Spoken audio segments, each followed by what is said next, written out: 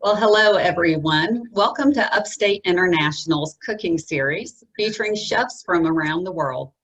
These cultural sensation experiences are just a part of our mission to engage South Carolina in our global community. As a 501c3 nonprofit serving the Upstate for 22 years now, Upstate International offers international educational opportunities from foreign language classes to global business connections, cross-cultural communications, and a chance to make new friends. If you don't get our Friday newsletter, I invite you to join and sign up. That newsletter is full of not only our events, but many, many global activities going on across the Upstate through other organizations. Today, we are celebrating our Irish roots. About 10% of the South Carolina population considers themselves Irish. I'm one of them, part Irish, and we have a long history and connection with Ireland. Part of that goes back to when two South Carolinians who were Irishmen signed the Declaration of Independence on behalf of South Carolina. Today, we're celebrating that connection through our guest chef, Kevin Dundon. And I have to tell you, I've been watching Kevin's Instagram series, and I invite you, if you haven't checked it out, to do so. 2 o'clock live at Dunbrody House with Kevin is a wonderful opportunity to get more of the culture going on. Mr. Dundon is an Irish celebrity chef. He's the author of Full on Irish, Contemporary Creative Cooking, among other books. He's also cooked for the Queen and both an Irish and US president, and is now giving his time to help us enjoy Ireland here at home. Kevin is the owner of Dunbrody Country House Hotel in County Wexford. So if you're considering travel to Ireland right after COVID's done, I suggest you check him out. He's got the Dunbrody Cookery School and has a long history cooking both here in the States and abroad. Some of you have probably taken your kids to Disney World. I know I did. He was the signature chef of an Irish gastropub located in Walt Disney World in Orlando and the face of Las Vegas's 9 fine Irishmen restaurants. Currently, he hosts his live cooking demonstrations that I mentioned on Instagram and also YouTube. So we're very, very proud to have him with us. Also joining us is our guest chef, Sally Gillespie. Sally is from one of my favorite local restaurants, Plate 108 here in Greer, South Carolina, and has been graciously moderating several of these events with us. Sally's a graduate of Clemson University, go Tigers, and the Culinary Institute of America. During her years as chef, she has worked for several James Beard Award and Michelin star restaurants from Napa Valley, Burlington, Vermont. Sally has managed restaurants, hotels, and taught collegiate level cooking classes. Her experience in all areas of hospitality helped her to educate others and continue to learn from other cultures and techniques. So we are so glad to have them all with us today. Chef, I invite you to take it away, and Sally, anyone has questions, please type them into chat and Sally will help us get them to the chef. Great, well thank you very much. And you're more than welcome to visit us here virtually in Dunbrody House in the southeast corner of Ireland. It's a beautiful part of Ireland. We're in County Wexford. You might have heard that saying, by hook or by crook. Well, Dunbrody House, our hotel and restaurant, is actually on the Hook Peninsula, and we overlook Crook. So Cromwell was going to conquer Ireland by hook up, by crook, all those years ago, and that's basically where that saying came from. So this series it's all about full on Irish, and this is my very first book that I actually wrote, and I never thought for a minute I'd write a book. I remember writing this book, and I put my heart and soul into it, and I remember the first copy being delivered here at Dunbrody House, and I went to bed with it like that. I hugged it overnight. It was beautiful. But since this book, which was a #1 bestseller, we've written, I think, 7 more books since then. They've all been #1 bestsellers. around the world, which is fantastic. So some of you might have seen my shows on PBS, so Modern Irish Food by Kevin Dundon, and also Back to Basics by Kevin Dundon. It was on Great TV and PBS. So sorry, I've got a bit of a cough, not COVID, but that's not funny even. But I remember I started cooking many, many years ago. I know I don't look it, I'm very fresh looking, but over 30 years ago I started cooking, and in a very small restaurant in Dublin. And I went to college here in Dublin, and then I was there for 3 years, and I ended up getting a scholarship to go to Switzerland. So I worked in Switzerland for a year, and I also worked on Windsor Sails, which is the largest sailing yacht in the world. We took that out in the maiden voyage from Le Havre in France. I sailed around the Caribbean for about 6 months. Then I moved to Canada, and I worked for Fairmont Hotels. I went over there as a kind of chef de party, and then by the age of 22, I became an executive chef of one of the Fairmont Hotels in Canada, which I worked there for 7.5 years, and I represented Canada Culinary Arts, the Olympics, the Culinary Olympics in Frankfurt, where we won double gold, which was fantastic. And then also I did my Master Chefs in Canada as well. From there I got headhunted back to Ireland, which was really good, and back to the Shelbourne Hotel here in Dublin, which is an iconic hotel in Dublin, and I was there for 2.5 years. And then myself and my wife wanted to open a country house hotel.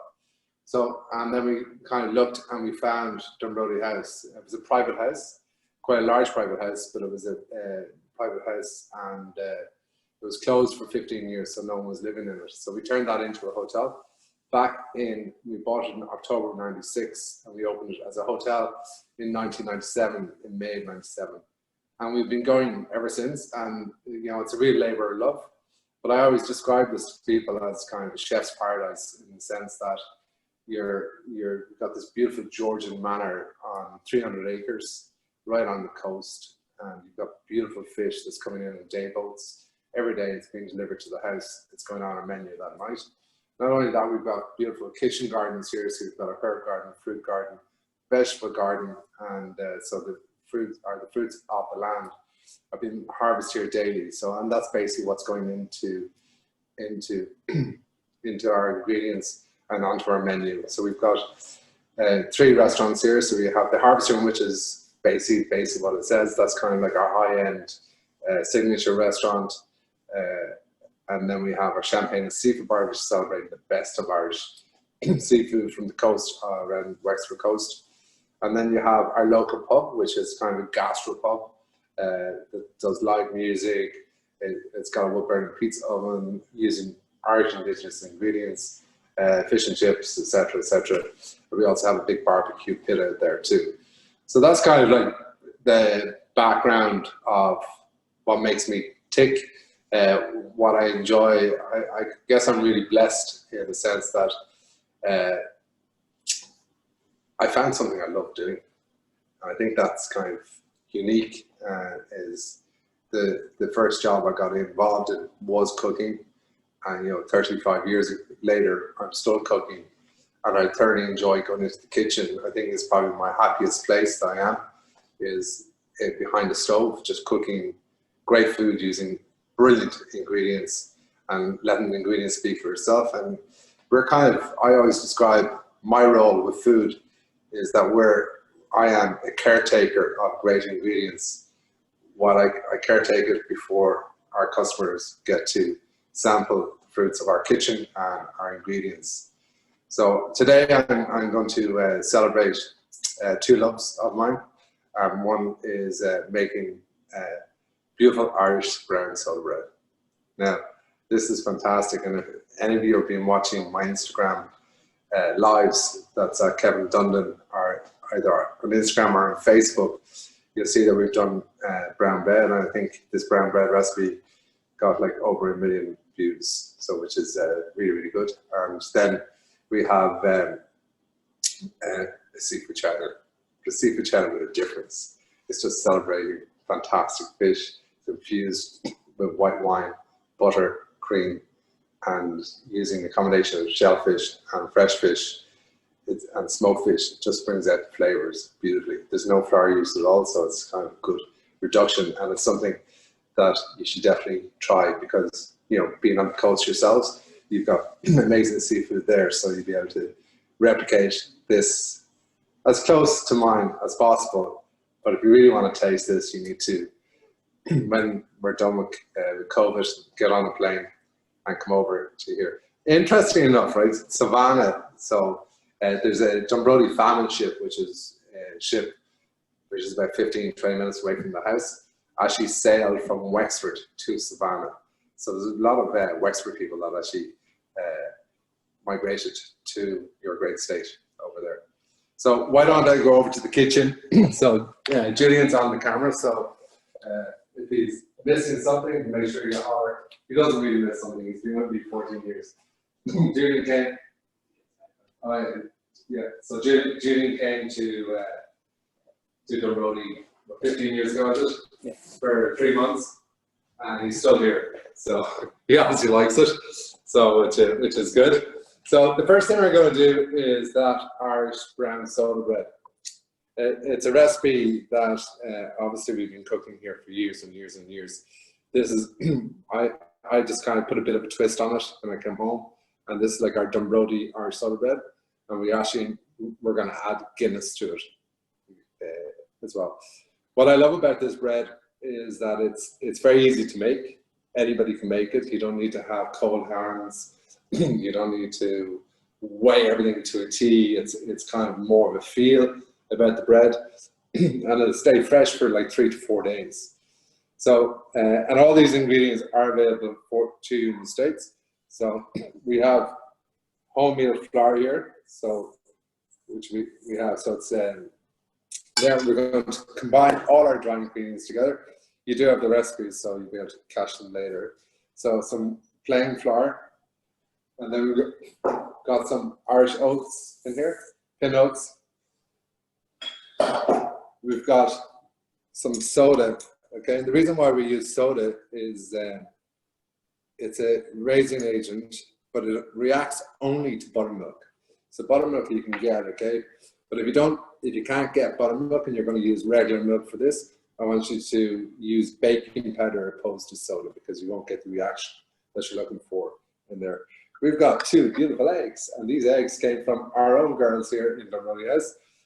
So we have 35 chickens here, which basically supplies the eggs for breakfast in the hotel. We still have to purchase in eggs for baking and stuff like that, but I just thought I couldn't resist picking up 2 eggs there. So 2 eggs, they're small eggs because they're only young girls.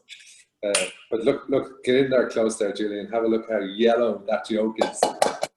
And that is what we actually do is we feed them with our organic lane pellets, but we also feed them with this brown bread, our scones that we bake in the kitchen, and also carrot peels. So the carrot is actually what's giving you that lovely, vibrant, yellow, orangey yolk of an egg, which is really important. So now we're going to put in Guinness. Will I put all that in, Julian? No, just a little bit, okay? The Guinness is actually lovely touch to this.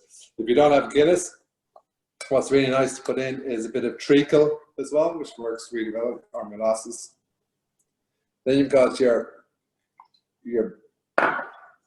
buttermilk, and just by using your spoon, basically I kind of describe this when you're making it is kind of into a sloppy mess.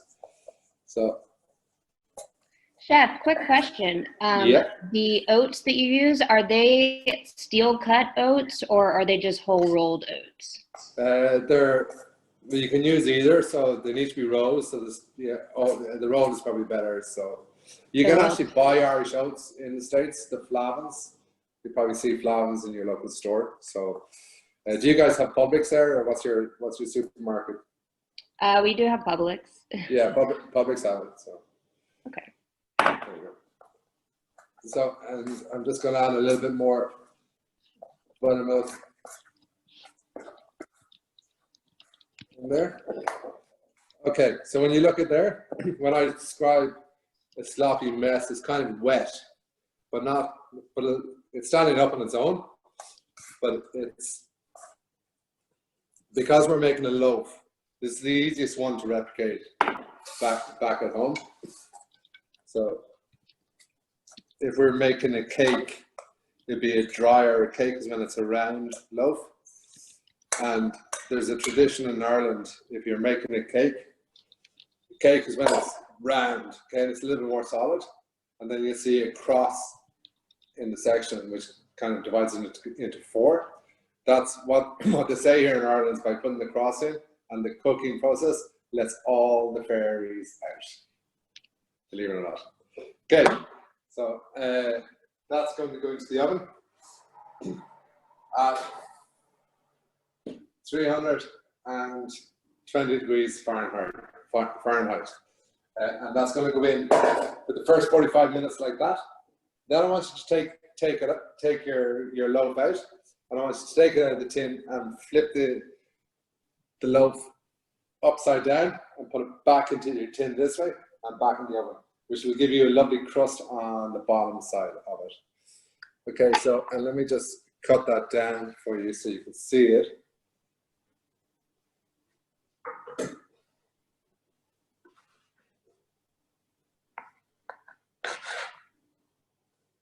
So when you look in there, it's like a very rich but moist, full of fiber, full of goodness for you. Really, really nice, like that. And if you're looking closely here, this is our butter that we make here in Dunbrody House. So that's milk that comes from the local farm, and then we churn the milk and we add salt to it. Okay, so you might be able to get, the closer you get to that, won't be quite as good as this one, but is from Kerrygold butter, which I'm sure you all know. It's a huge brand in the States. But you can see how yellow our butter is. We don't whip our butter as much as you guys. So it's a good salted butter, so it's really, really good. I made a big mess there. And let me just clean that up. Right, that's better for you guys. Okay, how are we doing? Any questions there? Not right now. Oh, geez, they're all geniuses. They all know how to do it. So the other breads that you might see is when you see Irish soda bread, it can be a white bread. So when it's the exact same recipe, but just using white flour, okay? So no wholemeal flour. And then you'll see people put sultanas into it. So you kind of get this fruity bread as well, which is also really, really good. Same recipe, you just need to add in maybe 3 ounces of sultanas to the recipe, but using the same quantity of white flour, the total amount into. So just drop the wholemeal, add it all together. That's just not making any sense at all, but you know what I mean. So. And sultanas are for us golden raisins, is that correct? Golden raisins, yeah. Golden raisins, yeah. Okay, so our seafood chowder, so is I know you guys out in the States are famous for seafood chowder, but it's all about it's how we go about making it. I think is the important thing. Okay. It's really important to have a combination of different seafoods. So we've got some beautiful smoked salmon. Okay, so this is our smoked salmon, which is actually smoked in our smokery here. So it's salmon that's caught in Shannon, and then we smoke it. It's cold smoke, so we smoke it over hickory.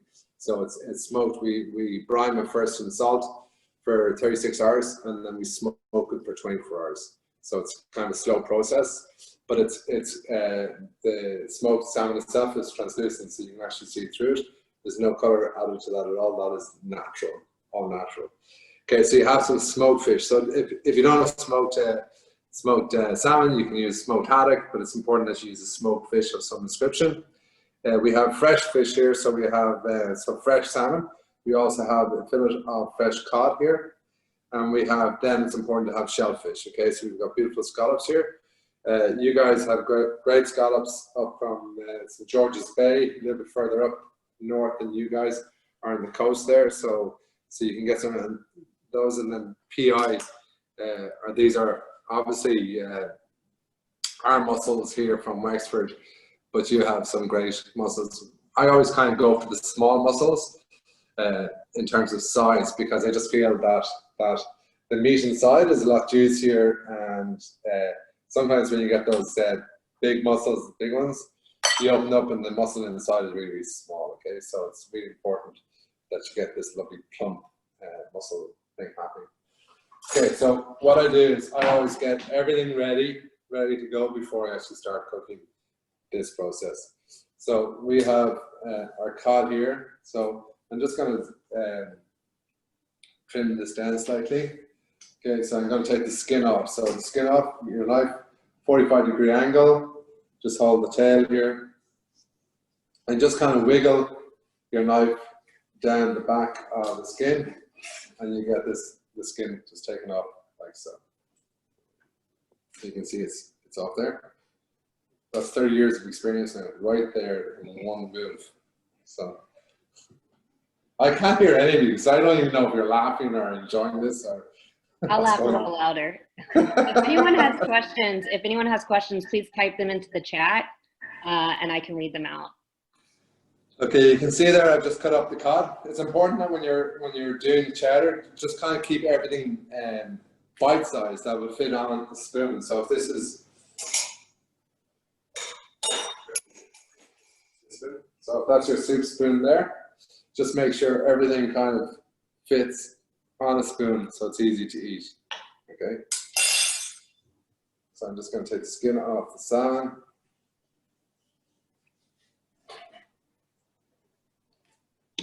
Again, won't be out of that. So cube it down, roughly the same size. Chef, why are you using smoked salmon versus fresh salmon? I'm using both actually because yeah, the smoked fish is really important because it gives you depth of flavor. Mm-hmm. It'll go in at the start of the cooking process just to get that lovely depth of flavor in the sauce. Then we'll add in the fresh fish, which is just going to flake and just melt in your mouth. Okay, so if you look at our scallop here, right, these are what's called king scallop.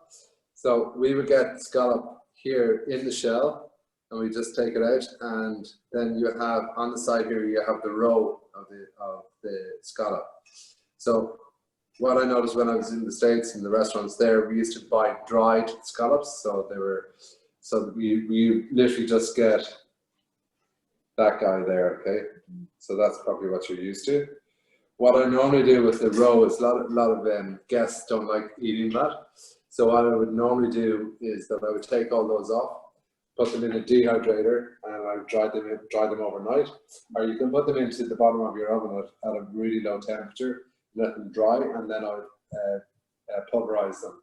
And I would create a powder, and I would just put them kind of sprinkling over the cheddar or on a scallop dish. You're still getting the flavors without actually physically seeing the roe. Okay, and then also when you look at a scallop there, Julie, if you're getting close there, you can see there's a muscle on the side of the scallop. Okay, that muscle there is what's attached to the shell, which holds the scallop in the body of the shell. You do need to take that off, because if you don't take that off, that's kind of like sinew, so it's quite tough. So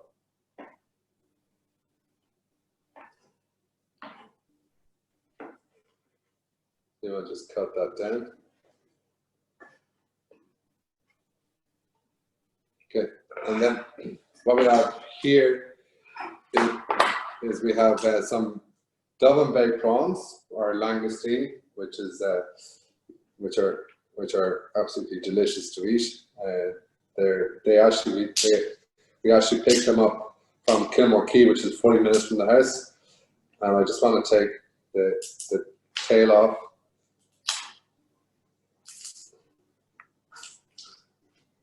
Just like so.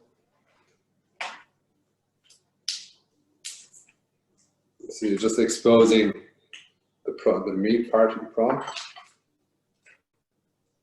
So you can do it that way too. Just push down, then it just comes out. And you see the way there's the vein that goes down the back of the prawn. It's important to pull that too. So I'll just show you that quickly again. So if you get your prawn like that, or any prawn, this will work for.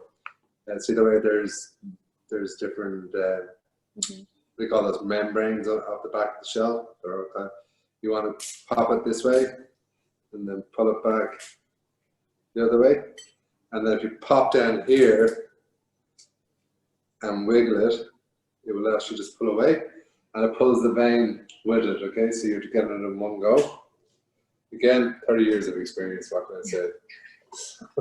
Chef, if we do not have access to langoustines here, it is a little bit harder to find. Is it okay to use a regular shrimp or frozen shrimp? Yeah, definitely. Yeah, just any shrimp. Like, I don't want you to get head up on the exact fish or shellfish I'm using here. It's the combination of fresh fish, shellfish, and smoked fish, whatever they are. So, okay. All right. So, with your mussels here, you just want to make sure you have it beard on these guys. You want to make sure that they're pulled apart. And also, when you're working with mussels, make sure that they're closed fully. If they're slightly open, tap them on the board, and they should close, right? Which means that they're still alive. And if they don't close, discard them because they're no good for you. Okay, so mussels there. And then finally, we have our smoked fish, which is our salmon.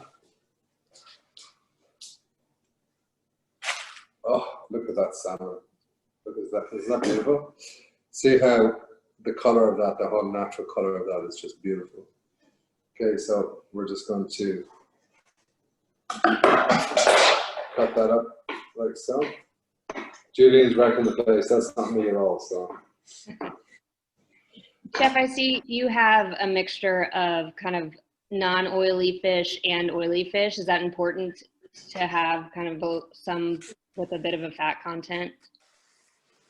Yeah, well, the oil in the fish gives you not that this dish is extremely healthy when you see it is finished, but the oily fish will give you plenty of omega-3, which is a great vitamin to take into your body, so it's really important. Also, what you find is with the oily fish, like the salmon and stuff like that, you're going to get that lovely kind of buttery, melting action happening inside your mouth, which is really good. So if you go for like a non-oily fish, like a sea bass and that, it's quite a boring fish, really. So because it doesn't have that lovely moistness to the fish, so I just find it hard. Okay, so what we have here is we have our vegetables that are going to go into it. Okay, so these, fortunately, we grow these in our gardens, so the flavors are quite intense in this. So we have a beautiful leek here. You guys can get leeks, so it's cool. There is no other ingredients you guys can get, okay, so they're just not Irish, that's all. So, cut your leeks then lengthways. Okay, you just want to run your knife through that.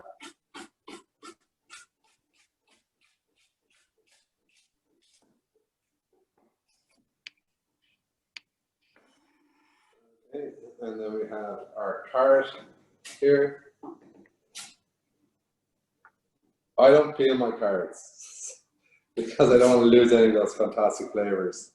And because they're nice young carrots, they're cool. So, but if your carrots are a little bit bigger, you give them a quick peel, it's fine.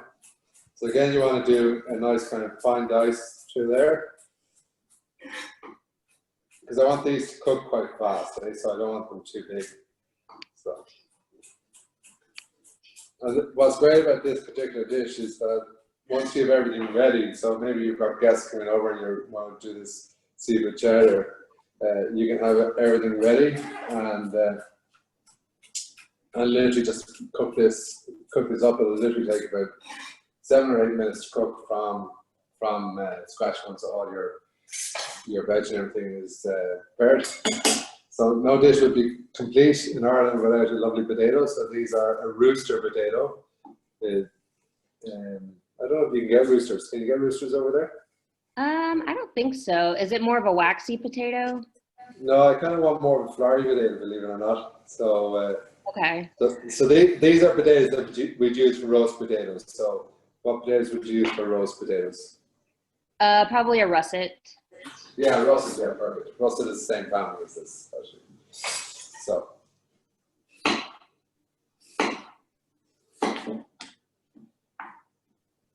again, we're just going to chop that down.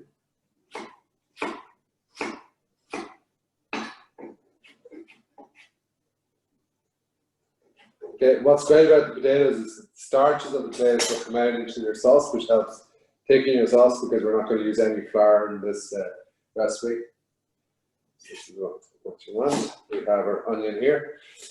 I would only use half an onion because the leek is part of the onion family, so I don't want to have it too strong in that family.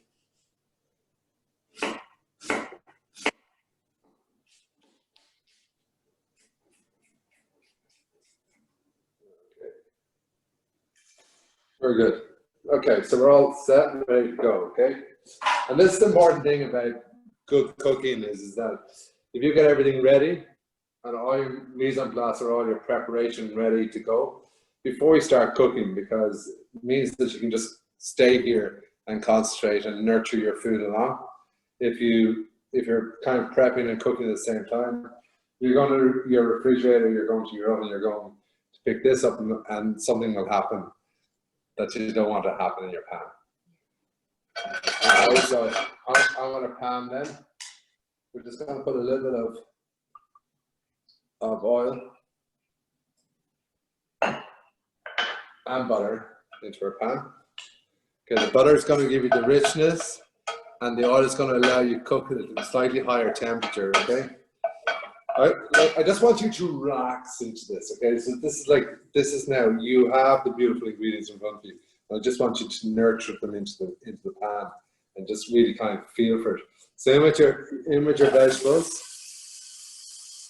Are you using olive oil or what type of oil? Yeah, so I'm using a bit of olive oil and butter. So. Okay.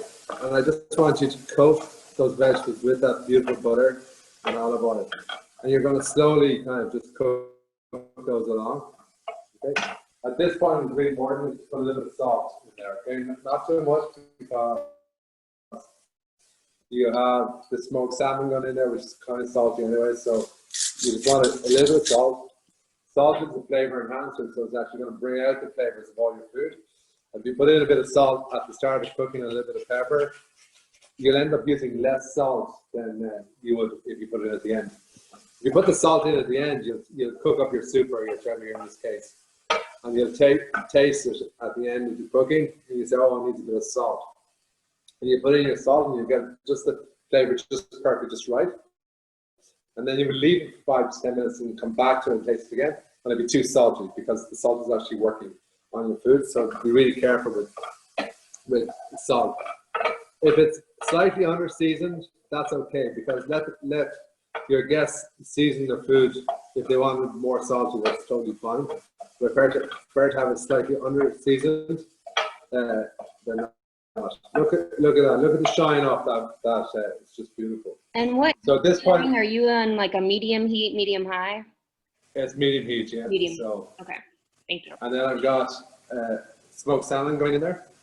Okay, it's the order in which I'm putting the food in is important. Okay, so I'm layering the flavors into this dish.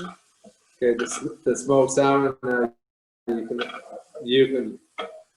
I know you can. If you close your eyes there at home, you can actually smell this beautiful smoked salmon just cooking there. It's just lovely. You can see I'm virtually asleep cooking this dish. I just love cooking. It's just like this to me is the perfect dish. If you've got guests over at your house and they're standing in your kitchen and you're literally just like cooking and chatting. Maybe you have a glass of wine in your hand, and it's just kind of happening. I'm just going to turn the temperature up on that slightly now. As you can see that the vegetables are starting to wilt down and cook through. But I don't want you to rush it, okay? I really don't want you to rush it. It's like when you make a lovely risotto. It's all about giving the food the time, giving yourself the time, and really kind of enjoying what you're doing. So at this stage, I'm just going to put in a little bit of white wine into the pan, and you kind of let that reduce down. Would you say it's a dry white wine? Yeah, it is a dry white wine. Listen, come here, whatever wine you're into yourself, Okay. because you're only going to use a small amount, so you need to drink the rest of it. So, whatever you're into yourself, so it's fine. So you can see there, that's just like cooking up there nicely. Then I'm going to lay in the prawns in there. I'm going to put in the mussels in there.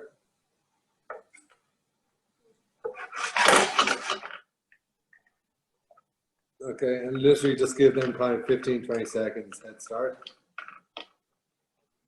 Okay, and then in with your scallops, your salmon, and your cod. Okay, once they go in, I don't really want you stirring it around too much, because I don't want you to break them up. So we're going to put in a little bit of fish stock or vegetable stock in there.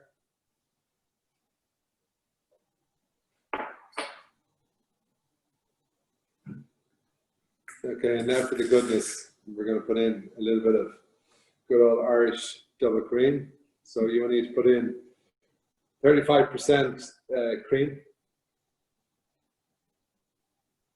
in there. Oh my goodness. Does look good then, fairness, isn't it? So you don't have to be quiet now, you can actually talk. This looks very rich. Is this something you cook like often, or is it more of like a celebratory meal? No, we would cook this in our champagne and seafood bar here every night. So it's it's something that's and it's cooked like this. So when you order it, this is how we cook it at the same place. So Dunbrody is all about just chilling, relaxing, really kind of enjoying the heat. So lid here. Oh, I'm just going to throw a lid on top.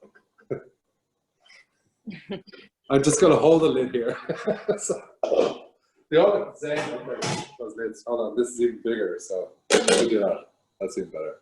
So is this a single serving, or how many people would this? Oh no, this is like 2 to 3 people, probably 3, maybe even 4 people. It's what I love showcasing this is because it's showing the best of Irish food, showing fantastic vegetables, fantastic shellfish and fish that's caught locally to us, which is brilliant.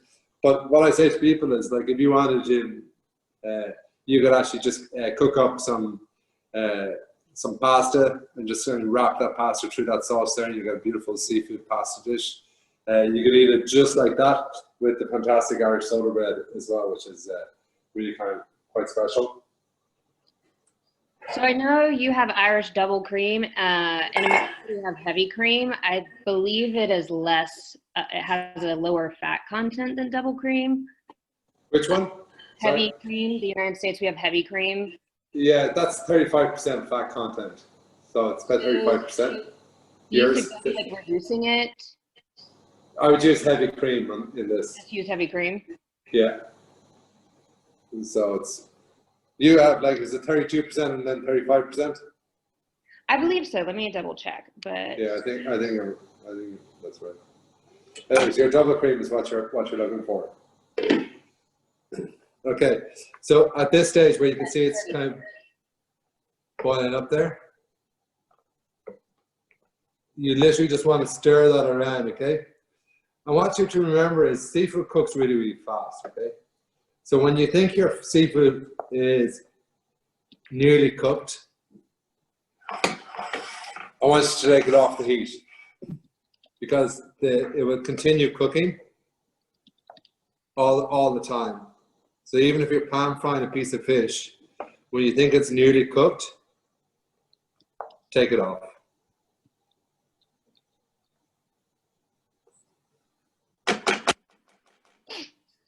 Okay, so here we go. So we have our serving plate here. So we're just going to start building this guy up.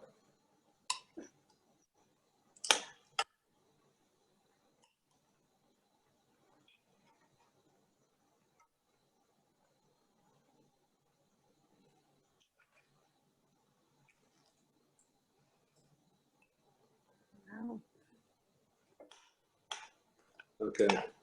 So at this stage, I'm going to turn off the heat. And then I want you to get some butter, okay? And just put knobs of butter into your sauce. Does it matter if the butter is cold or room temperature? Well, probably cold is probably better, okay? And if you get solid butter, it's better again, okay? Okay. So I just want you to stir that in, and it ends up acting like it's an enricher. It also thickens your sauce for you. But you can see I always kind of describe it as when you make your sauce, it looks good, okay? When you add your butter in, it gives that lovely kind of shine off your sauce, okay? It's called Monty au beurre, which is actually mounting your sauce with the butter. So it's, and it kind of gives you that lovely rich kind of flavors. This is like perfect time for me because it might be 11 o'clock your time. It's actually my dinner time. So this is going to be my dinner. So you can see there, it's just a lovely rich sauce. Seafood going in there. Make sure you got a bit of scallops going in there. One more mussel going up on top. That I've made a serious mess on the side of the plate there. Just give that a little wipe like so. And there you have beautiful seafood cheddar and good old Irish soda bread. I mean, really, anybody could make this. And you can see how chilled and relaxed I am, and that's the trick of cooking really good food. It's beautiful. I hope you enjoyed that. Absolutely. So, I'm open to, you can ask me any questions you want. It doesn't have to be food related either, so it's fine. Just whatever you want to ask me, it's cool. All right, bring them on. Questions, come on, let's go. Yep, I'm waiting on a few questions. My question, how's everything doing right now in terms of restaurants? Are they shut down or are they still serving? It depends. Ireland is broken up into 32 counties, which is kind of small, really small states in comparison to you guys. So it'd be like Charlotte versus Savannah or some of that. Okay. So and basically what the government has done is they put 5 tiers in place. So 5 levels of shutdown. So the whole country's on level 2, which means that we have some restrictions. So we can't have any parties more than 6 people. We can't have weddings for over 50 people, and that includes the personnel that are working the wedding. And then currently Dublin and Donegal are on level 3. Level 3 means that they can only be outdoor dining for a maximum of 15 people at restaurants. Okay. The household parties can only be 6 people out of 2 households. It's kind of, it's like everywhere. It's like yourselves. It's very difficult to run a business currently in Ireland because you don't know. They make announcements once a week, and depending on how the COVID numbers are going within the provinces around Ireland, they can just cut off Dublin. So therefore, people in Dublin can't travel outside of Dublin. Oh, no. So any guests that we would have had booked to come to the hotel and the restaurant here from Dublin, they had to cancel because they couldn't travel. And we can't travel in except if you're working. So because I broadcast in Ireland, I have a letter. I can go anywhere in Ireland regardless of restrictions. But it's very tough. But it's something that we're all living with all over the world. I have a charity in Kenya and called the Ray of Sunshine, and we haven't been able to get out. We have 3 homes over there, and we have a polytechnic college, and we haven't been able to get out there out to see them since March, and it's tough over there. It's Are really the tough. businesses getting any type of assistance from the government, or? Yeah, we are getting assistance from the government. They're kind of, which is great, and every little bit helps. But it's the assistance kind of go to a certain level. But if you keep opening and closing businesses, every time you close a business, another business won't open. Right. Because it's very expensive. A, to close down a business, Right. and B, because they're closing them down on a Friday evening. So a lot of businesses will be fully stocked for the weekend, and then that food goes to waste, and then the reopening of training the staff and bringing the staff in a couple of days early to get the place ready again. That's all more labor and more costs and stuff like that. So it's stuff. Dunbrody, we're actually in a fairly good place in terms of where we're currently at. Are you close to Dublin?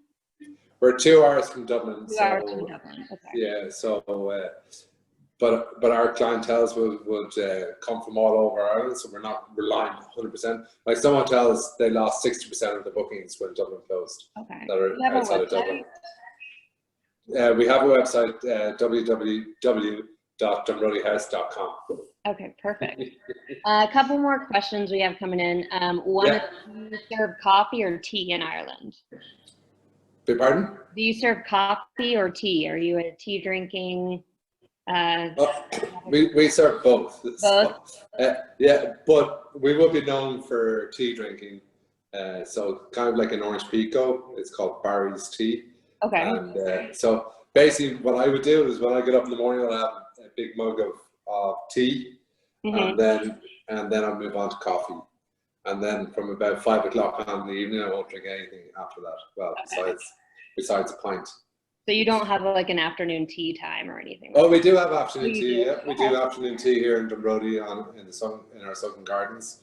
Yeah, which that's more of an English thing, but we do afternoon tea. So afternoon tea, you get Irish scones with double cream, raspberry jam. You get little cream cakes and little finger sandwiches.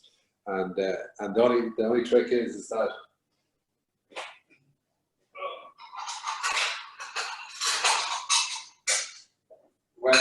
when you get your cup of tea, you have to learn how to drink like that. There's a little pinky going up. What are some other traditional Irish dishes or some of the cuisine? Yeah, so if you look at bacon and cabbage would be fairly big over here. So that's a line of bacon. So you know the Canadian back bacon.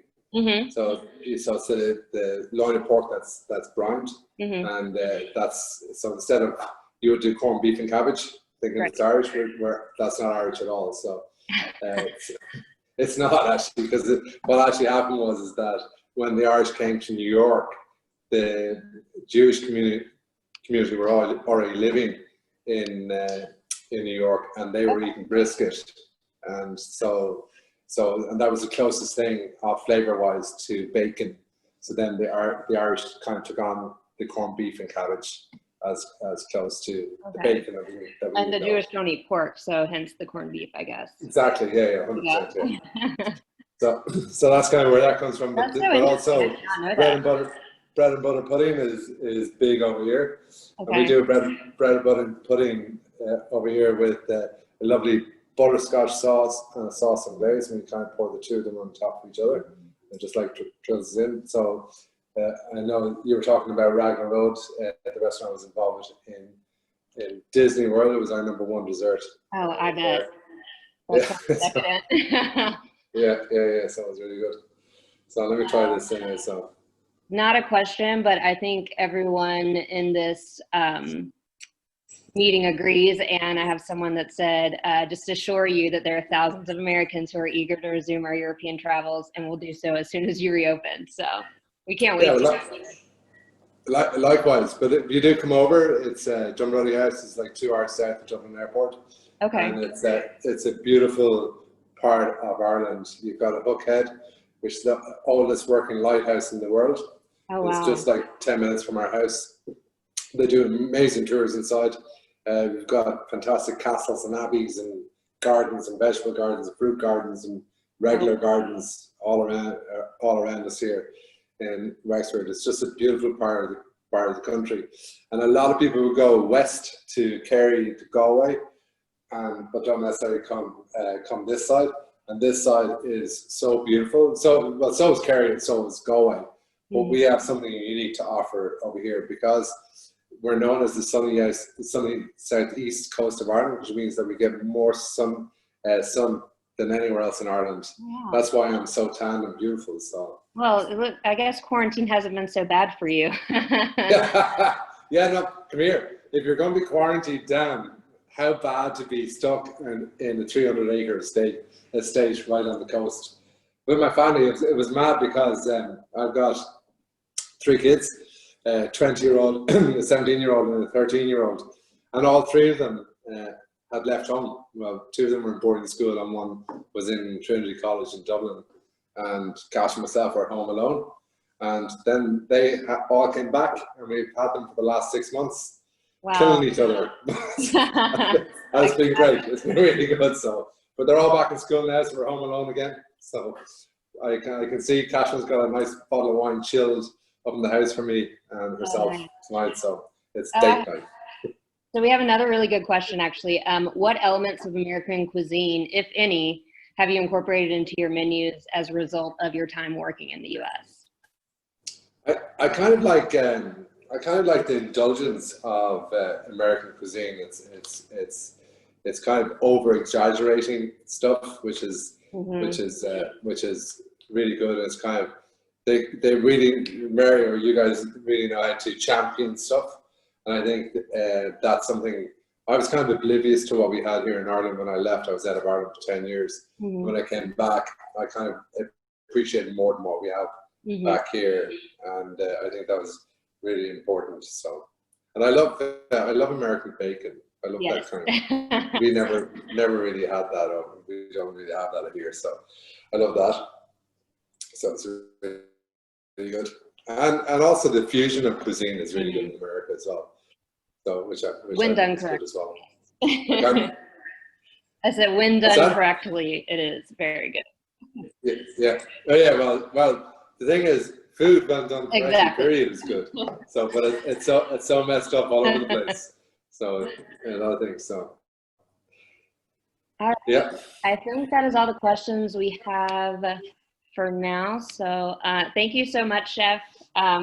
This was amazing. I will absolutely make this at home, and I know most of us cannot wait to come and visit.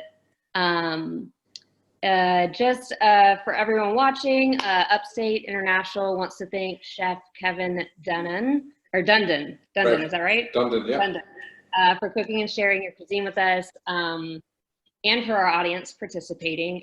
Please join the World Affairs Council Upstate South Carolina Alliance and the European American Chamber of Commerce on October 7th from noon until 1:30 p.m. for the final event in the supply chain series. And for more information or to register, visit the website upstateinternational.org. Thank you so much, Chef. That was just wonderful. I know all of us are salivating, even though it's, well, I guess it's almost noon, so it's about lunchtime, but it looks wonderful. I know I'm definitely going to make it. Thank you so much for taking your time and showing us some Irish cuisine. That's something I know we don't see too often. One thing, we're doing online cooking courses, and we've got a course starting this Monday, and it's great family food on a budget. And basically, it's an Instagram course. You can just follow it. If you hit my bio in my Instagram page, you can see the courses there. You get 7 days. You get 3 recipes a day. You get 2 live cook-alongs, and then you get a PDF file at the end of the week of all the tutorials, and basically you get to chat to me 7 days in a row. How about amazing. So we can get that off of your Instagram account? Our Facebook. So if you just on Facebook. It's just there. Wonderful. Well, thank you so much, Chef. Absolute pleasure. Take care, Thank guys. you.